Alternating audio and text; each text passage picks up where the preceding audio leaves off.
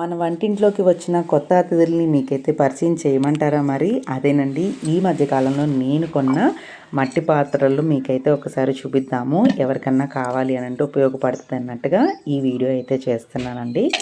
So ఇక్కడ వచ్చేసి 3 రకాలైన పాత్రలు అయితే నేను తీసుకోవటం జరిగింది. మట్టి పాత్రలు ఫస్ట్ చూపించింది కొంచెం చిన్న సైజేనండి, కానీ ఇవి 2 మాత్రం కొద్దిగా పెద్ద సైజ్ అనమాట. మనకి వీడియోలో చిన్నగా అనిపిస్తున్నాయి, కానీ ఇది మనకి దాదాపు 2 కిలోలు, కిలోన్నర అలా అయితే ఉంటుంది అనుకుంటున్నాను గిన్ని.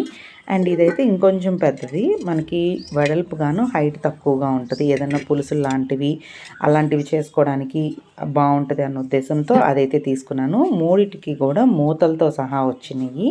ఈ 3 కలిపి నాకు 800 రూపాయలు అయితే పడినాయండి. మళ్ళీ రేట్ ఎంత పడింది అనుకుంటారు కదా, సో 800 పడినాయి. అండ్ ఈ 2 వచ్చేసి ఆల్రెడీ మనవి పాతవి, ఇంట్లో వాడేవి. సో ఇవి కూడా ఎప్పుడు మీకు చూపించలేదన్న ఉద్దేశంతో ఇవి కూడా చూపిస్తున్నాను. ఇవి ఒక మోడలు.